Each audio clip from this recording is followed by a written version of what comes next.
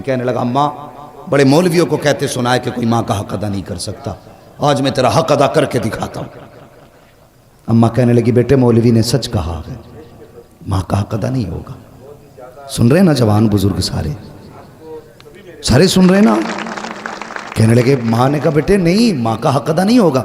उसने कहा कैसे नहीं होगा, अट्टा कट्टा हूँ, जवान हूँ, तू औरत होकर एहसान कर सकती है, मैं मर्द होकर हक अदा नहीं कर सकता। माँ ने कहा ठीक है फिर हक अदा करेगा। कहा हाँ। माँ ने कहा मेरे करवट में बिस्तर बिछा ले। माँ ने करवट में बिस्तर बिछा दिया चारपाई पे। बेटे की आंख लगी ना, अम्मा ने उठा, हे बेटे। जी अम्मा। उठ, क्या बात है। कहा मेरा हक अदा नहीं करना। करना तो है। कहा जल्दी पानी लेके आ। सर्दी की रात थी, भागा भागा गया, पानी लेके आया। माँ ने आधा पिया, आधा बिस्तर पे गिरा दिया। कहने लगा अम्मा ये क्या। कहने लगी बेटे बुढ़ापे की वजह से गिर गया। कोई बात नहीं बेटे, बिस्तर सूखा, उधर लेट जा। बच्चे ने, लड़के ने दूसरी तरफ करवट ली, सोया, आंख लगी। फिर माँ ने कह दिया बेटे उठ। तो उठ के कहने लगा क्या बात है अम्मा। कहा मेरा हक अदा नहीं करेगा। तो कहने लगे करना तो है। कि फिर जल्दी पानी ला। गया, फिर पानी लाया। माँ ने आधा पिया, आधा गिरा दिया। 2 हिस्से बिस्तर के भीग गए, तीसरा हिस्सा बाकी बचा। आंख लगी, जैसी आंख लगी माँ ने कहा बेटे उठेगा नहीं।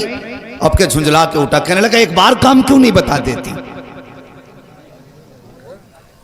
माँ ने कुछ नहीं कहा अभी। उसने कहा ना एक बार क्यों नहीं बता देती। माँ ने कहा बेटे मेरा हक अदा नहीं करना।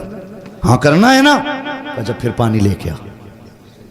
फिर पानी लाया। माँ ने फिर पानी पिया, फिर बिस्तर पे गिरा दिया। जब तीसरी मर्तबा बिस्तर पे पानी गिरा ना, अब बेटा बर्दाश्त ना कर पाया। कहने लगा माँ ये तेरे बुढ़ापे की वजह से तेरी अकल बीमारी गई है। बता तो सही तू कितनी बेवकूफ़ है। तूने 3 जगह मेरे बिस्तर पे पानी गिराया। अब बता मैं सोऊं तो कहाँ सोऊं, मैं लेटूं तो कहाँ लेटूं। तूने मेरा पूरा बिस्तर गीला कर दिया। माँ की आंख में आंसू आ गए।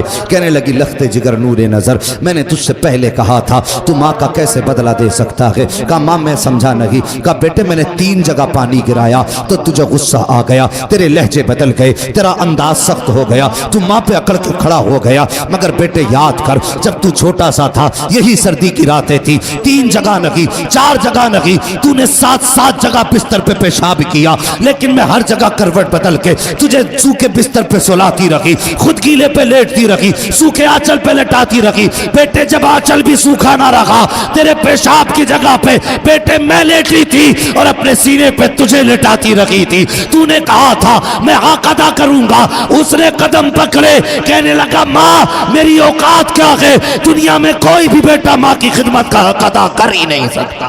बेशक सुभान अल्लाह। कौन हक अदा कर सकता है माँ बाप का। बता रहा माँ बाप की इज्जत करना, इनकी कदर करना। और जवानों स्कूल पढ़ने वालों तुमसे भी एक बात कह दूं, तुम्हारे हाथ में कलम आ गया ना तो तुम्हें भी फिर अब्बा की औकात दिखाई नहीं देती। हाँ एक डॉक्टर साहब है, डॉक्टर रूहुल अमीन, वो बड़ी मोहब्बत मुझसे करते, झारखंड के रहने वाले। उन्होंने अपने बाप के बरसी के प्रोग्राम में इस मतलब ये कि अकेले ने प्रोग्राम करके मुझे बुलाया। और बाहर मुझे बुलाने का मतलब होता आदमी का कम से कम 40-50 हज़ार का खर्च, एक आदमी। और मेरे जैसे 3 और बुलाए थे। मैंने कहा डॉक्टर साहब इतना लंबा खर्च, लग रहा है कि अच्छी इनकम है। मैंने हंस के ये बात कही। तो सुनो मेरी बात सुनना, जो बात मैं बताना चाह रहा हूँ। उसने इतना सुना और रोना शुरू कर दिया। कहने लगा कमाई ज़्यादा नहीं है, कमाई ज़्यादा नहीं है, मैंने इतना खर्च क्यों। कहने लगा ये मेरे बाप के सामने कुछ भी नहीं है। मैंने कहा मतलब। कहने लगे जब मैं पहले दिन मैं क्लास अटेंड करने गया था तो उस दिन मेरे बाप के पास पैसे नहीं थे। मैंने अपने अब्बा से कहा था अब्बा अगर आज मुझे फीस ना मिली ना मेरी ज़िंदगी तबाह हो जाएगी। तो वो कहते मुझे याद नहीं मेरे बाप कहाँ से पैसे लाए थे, और मुझे ला के 115 रुपये दिए थे। कहते कि उस 115 रुपये को दे के कहा था बेटे बड़ी मेहनत से इकट्ठे किए हैं, मेहनत से पढ़ के भी आना है।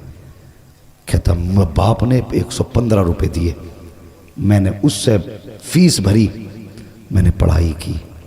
कहता बात ये नहीं मेरे पास पैसा कितना, बात यह कि जब मेरे बाप के पास कुछ ना था और मैंने मांगा था तो मैं नहीं जानता मेरे बाप ने कहाँ से लाके दिया था। आज मेरे बाप की बरसी है, मैं चाहता हूँ अगर जान भी उसके नाम पे लुटा दूँ ना तो बाप के उस एहसान का हक अदा नहीं कर सकता। ये बाप होता है। अगर तुमने कहा था अब्बा फीस भरनी है, अब्बा ने जमीन बेची, तुम्हारी फीस भरी है। अगर बाप नहीं, माँ बेवा है और तुम्हारे स्कूल की फीस और किताबों का दिन आया है तो खुदा की कसम माँ ने कंगन और अपने नाक कान के जेवर बेच दिए लेकिन तुम्हें कामयाब बनाया है। आज तुम्हारे हाथ में कलम है ना तो इसका जोर अपने बाप को मत दिखाना, इसका जोर अपनी माँ को मत दिखाना। तुम मास्टर बन जा, डिप्टी बन जा, कलेक्टर बन जा, कुछ भी बन जा, लेकिन जब माँ सामने आया करे तो बचपन का वही गुड्डू बन के आया कर, बचपन का पप्पू बन के आया कर, बचपन का छोटू बन के आया कर। तेरी शान कितनी भी बड़ी क्यों ना हो, जब माँ बाप के सामने आया करे तो छोटा हो के आया कर। अगर थक के आया करे इनके कदमों में बैठ जाया कर। खुदा की कसम 5 स्टार होटलों में भी वो सुकून नहीं मिलता है जो माँ बाप के कदमों में सर रख के बैठने के बाद मिला करता है। अल्लाह तौफीक दे तो अपना वक्त माँ बाप के साथ गुजारना, माँ बाप के साथ गुजारना। तुम पढ़े हो, कुछ बने हो तो माँ बाप की मेहनत का नतीजा, माँ बाप की मेहनत का नतीजा। कितने बाप बेटों की फीसें भरते भरते मर गए। हाँ, कितने बापों ने मजदूरियों में अपनी जानें गवा दी ताकि बेटा धूप न बर्दाश्त करे। कभी भट्टों पे जाके देखो मजदूर लोग 60 ईंटें कमर पे लेके कैसे चलते हैं। क्यों? उनके पेट नहीं भर पाएंगे जब तक 60 ईंट नहीं उठाएंगे। एक आदमी तो कहीं भी पेट भर लेता है, लेकिन जब किसी भी मजबूर मजदूर को देखो ना समझ लेना इसके पीछे कोई ना कोई मजबूरी है। या तो बेटे के शौक मजदूरी करा रहे हैं या फिर बेटी की जवानी मजदूरी करा रही है। हाँ, हमेशा अपना सुख न देखना, कभी दूसरों का दुख भी देख लेना। हम खेत कटवाते हैं ना, खेत तो कहते हैं हाथ किसका तेज चलता, ताकि 300 दे के 500 रुपए के धान कटवा ले। अगर कोई कमजोर आ जाए, अल्लाह माफ करे, लॉकडाउन गुजरा, यूं तो सैयद भी हो, मिर्जा भी हो, अफगान भी हो, तुम सभी कुछ हो बताओ कि मुसलमान भी हो। लॉकडाउन गुजरा तो कितनी तंगदस्ती लोगों पे आई थी। अल्लाह अकबर, ऐसा 2 लोगों पे कि 50 रुपए पे लोगों ने मजदूरियां की। और इन जमींदारों से अल्लाह हिसाब लेगा जिन्होंने 100 रुपए में खेतों की नलाइयां कराई उन गरीबों से। अल्लाह पूछेगा कि जब मजदूरी 300-500 थी तो तूने 100 रुपए देके इसकी मजदूरी का फायदा उठाया, इसकी मजबूरी का फायदा उठाया। आज ला नेकियां कितनी लेके आया है, रख पल्ले में। अगर वो आ गया ना गजब पे तो 7 पुश्तों की नेकियां नहीं बचा पाएंगी। इसलिए किसी की मजबूरी का फायदा ना उठाना, किसी की मजबूरी का फायदा ना उठाना।